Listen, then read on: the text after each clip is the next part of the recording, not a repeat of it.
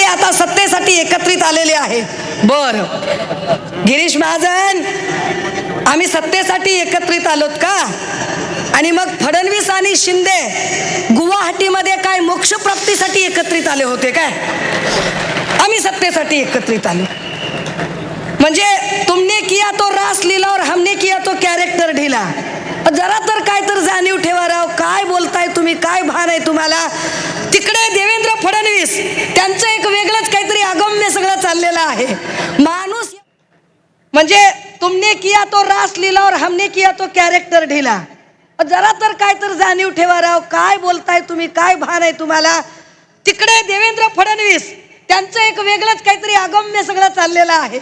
माणूस एवढा गोड बोल्यान साखर झेल्या ज्या पद्धतीने हा गडी मांडणी करतोय, आणि मांडणी करताना बघा आपल्या नेत्याची नक्कल करण्यात किती हुबेहूब पटाईत झाले देवेंद्रजी, की देवेंद्रजींनी या सगळ्या याच्यामध्ये ज्या पद्धतीने नरेंद्र मोदींनी आतापर्यंत गेल्या 10-12 वर्षाच्या काळात एकाही पत्रकाराला सामोरे न जाता एकही पत्रकार परिषद निधड्या छातीने घेतली नाही. या संबंध निवडणुकीच्या काळामध्ये देवेंद्र फडणवीस ज्या काही मुलाखती देत आहेत, मुलाखत घेणारे कोण? National crush Girija Oak. मुलाखत घेणारे कोण? जपून जपून जपून पुढं धोका आहे सई तामनकर. मुलाखत कोण घेते? होणार असून मी तेजश्री प्रधान. वा, काय अडचण आहे नेमकी देवेंद्र फडणवीसांची, की देवेंद्र फडणवीस एकाही पत्रकाराला मुलाखत देत नाहीत. देवेंद्र फडणवीसांना नेमकं काय म्हणायचं आहे? काय देवेंद्र फडणवीसांचा पत्रकारांवर विश्वास नाही का? देवेंद्र फडणवीस पत्रकारांना घाबरतात का?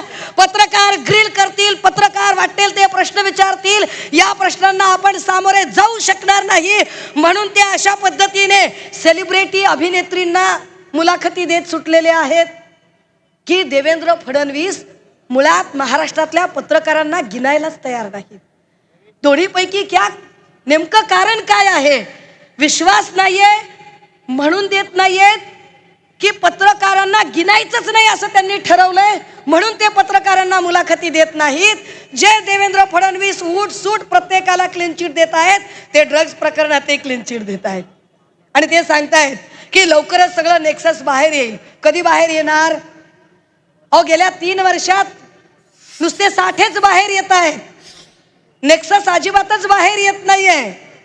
आणि देवेंद्रजी मात्र एकदम अतिशय गोड चेहऱ्याने सांगताहेत की आम्ही लवकरच याची माहिती करू, आम्ही याच्यामध्ये क्लीन चिट देतो. देवेंद्र फडणवीस हे काही जज नाहीत. देवेंद्र फडणवीस हे काही न्यायाधीश नाहीत की उठसूट प्रत्येकाला ते क्लीन चिट देत जातील आणि उठसूट प्रत्येक जण देवेंद्रजींच्या नावाने आता आम्हाला क्लीन चिट मिळाली, आता आम्हाला बोलायचं काहीच कारण नाही. मुळात आमची लढाई ही जेव्हा आम्ही इथल्या मराठीसाठी आहे असं म्हणतो, त्यावेळेला त्या मराठीमध्ये नुसती मराठी भाषा, मराठी सत्ता, मराठी मत्ता, मराठी अस्मिता एवढंच असत नाही, तर आमची सगळी महाराष्ट्रातली पोरं व्यसनांच्या आहारी जाता कामा नये यासाठी सुद्धा ही लढाई अत्यंत महत्त्वाची ठरते. आणि म्हणून ही लढाई आम्ही लढत राहतो. ही लढाई आम्ही लढली पाहिजे. या लढाईवर आम्ही बोललो पाहिजे. आम्ही सातत्याने प्रश्न विचारले पाहिजे.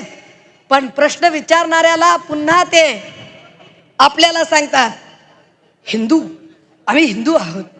आता आम्हाला हिंदुत्व शिकवणारे जर तिकडे यमायमच्या पायाशी जर लोळण घेत असतील तर त्यांनी आम्हाला यम शिकव, त्यांनी आम्हाला हिंदुत्व सांगावं, ते आम्हाला हिंदुत्वाच्या भाषा आणि हिंदुत्वाच्या व्याख्या सांगतील. या सगळ्या भानगडीमध्ये, या सगळ्या घडामोडीमध्ये दादा हो, ही निवडणूक का महत्वाची आहे? या निवडणुकीमध्ये आपल्याला का सजग राहायचं आहे? या निवडणुकीमध्ये आपल्याला का एकमुखाने निर्णय घ्यायचा आहे? आपल्याला हे लक्षात आलं पाहिजे की या महाराष्ट्रामध्ये आत्तापर्यंत अगदी गेल्या 3 वर्षाचा जरी लेखाजोखा बघितला तर गेल्या 3 वर्षात सत्ता नसताना सुद्धा या महाराष्ट्रातल्या प्रत्येक प्रश्नावर जर ताकदीने कुणी आवाज उठवला असेल तर तो शिवसैनिकांनी, मनसैनिकांनी उठवलेला आहे.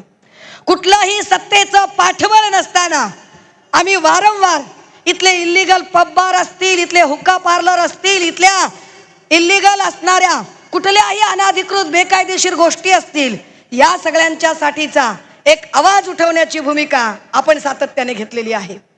हा आवाज अधिकाधिक जर बुलंद करायचा असेल, आमच्या लेकी बाळींना सुरक्षित ठेवायचं असेल, तर गरज आहे की इथे छत्रपती शिवरायांच्या विचारांचं एक नवं शासन प्रशासन उदयाला आलं पाहिजे. कारण छत्रपती शिवरायांचं नाव घेऊन जे काही या लोकांचं राजकारण चालू आहे, मुळात यांना छत्रपतींचा जर विचार कळला असता तर इथल्या लेकी बाळींनी सुरक्षित आणि मोकळेपणाने श्वास घेतला असता. मात्र नेमकं इथल्या लेकी बाळींचं लैंगिक शोषण करणाऱ्या लोकांनाच काय भाजपची मजबुरी असेल की भाजपा ठरवून जे गुन्हेगार आहेत, जे भ्रष्ट आहेत, जे अतिरंजित आहेत, अशाच लोकांना पद देत आहे. दादा हो, मला याची कल्पना आहे की या ठाण्यामध्ये राष्ट्रीय स्वयंसेवक संघाचे अनेक लोक आहेत. मला याची कल्पना आहे की इथे संघाचे पूर्ण वेळ कार्यकर्ते आहेत. पण या संघाच्या पूर्ण वेळ कार्यकर्त्यांना अत्यंत जबाबदारीने हे सांगितलं पाहिजे.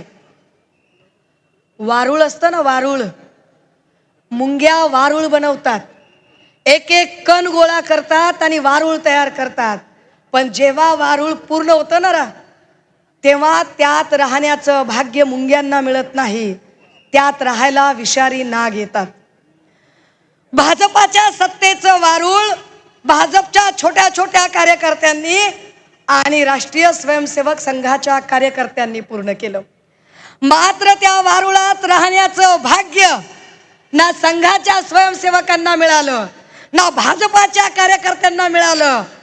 वारुळ जरी RSSच्या कार्यकर्त्यांनी बांधलं असलं तरी या वारुळामध्ये राहायला सगळे भ्रष्टाचारी, बलात्कारी, तडीपारी, गुंड, गुन्हेगार हे सगळे लोक या वारुळात राहायला आले आणि जुने सगळे चाऊस झाले. आता चाऊस, मला वेगळा शब्द माहित होता आधी. मला काय शब्द माहित होता? चाऊस म्हणजे इंग्रजी शब्दांची डिक्शनरी, चाऊस म्हणजे इंग्रजी स्पोकन क्लासेस. आता एक नवा चाऊस शब्द तयार झालेला आहे, चादर उचलणारे सदस्य. हे सगळे जे चादर उचलणारे सदस्य, जे चाऊस लोक आहेत, या चाऊस लोकांमध्ये अनेक केशव माधव अतृप्त जीवात्म्या आहेत. ज्या अतृप्त जीवात्म्यांना अजूनही आतून गुदगुल्या होतात आपण बोलल्यावर, आणि त्यांना वाटतंय की कुणीतरी आपल्या दुःखाला वाचा फोडत आहे, कुणीतरी आपलं दुःख समजून घेत मांडत आहे. आत्ता ज्यांना ज्यांना उमेदवाऱ्या दिल्या त्या सगळ्या उमेदवाऱ्या जर नीट बघितल्या तर भाजपने त्यांचे सगळे निष्ठावान बाजूला ठेवले. दादा हो, हे फक्त आणि फक्त पक्ष फोडतात असं नाही, हे कुटुंब सुद्धा फोडतात. हे पक्ष फोडतात, हे कुटुंब फोडतात, आणि कुटुंब फोडताना काय पद्धतीचं गलिच्छ राजकारण करतात. मी काल परवा प्रभाग क्रमांक 1, 2, 6, 7 मुंबईच्या त्या प्रभागांमध्ये गेले होते. अभिषेक घोसाळकर आमचा शिवसैनिक, दिवसा ढवळ्या अभिषेक घोसाळकरची हत्या झाली. दिवसा ढवळ्या ज्या अभिषेक घोसाळकरची हत्या झाली, त्याच्या हत्येचं जगात सगळ्यात जास्त वाईट काय असेल, जगात सगळ्यात जास्त ओझं कोणत्या गोष्टीचं असेल, तर वडिलांच्या खांद्यावर आपल्या पोराचं शव झालं. विनोद घोसाळकरांची काय अवस्था झाली असेल की आपल्या पोराचं शव आपल्या खांद्यावर आहे. घोसाळकर आणि घोसाळकरांच्या पत्नी न्याय मागायला भाजपकडे त्यांनी दाद मागितली, गृहमंत्र्याकडे दाद मागितली, आणि काय सांगितलं फडणवीसांनी? फडणवीस म्हणाले की उद्या गाडी खाली कुत्रं मांजर आलं तरी न्याय मागायला येता का? काय संभावना करतात, कुठल्या भाषेत बोलतात, कुत्रं मांजर म्हणाले ते. खरं तर असं बोलणाऱ्या माणसाचा तख्तोताज मी काही केल्या उलथवून टाकेन असं त्यांनी, संपले बोल, असं म्हणणाऱ्या माणसाचा तख्तोताज आम्ही जीवापाड ताकद लावून उलथवून टाकू असं म्हणायला पाहिजे होतं. पण सत्ता किती वाईट असते, संपत्ती किती वाईट असते की अभिषेक घोसाळकरांच्या साठी न्याय मिळायला लढणारी नेमकी त्यांच्या आयुष्याची जोडीदार तीच नेमकी विरोधी शत्रू गटामध्ये सामील होते आणि शत्रू गटातनं निवडणूक लढवते.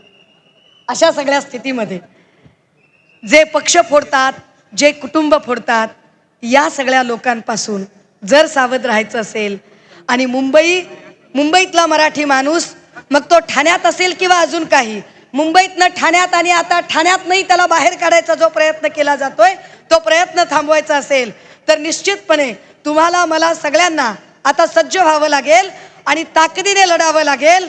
मला असं वाटतंय की मी आता माझी जी शेवटची ओव्हर होती ती संपवली पाहिजे आणि सन्माननीय नेते संजय राऊत साहेबांचं इथं आगमन झालेलं आहे.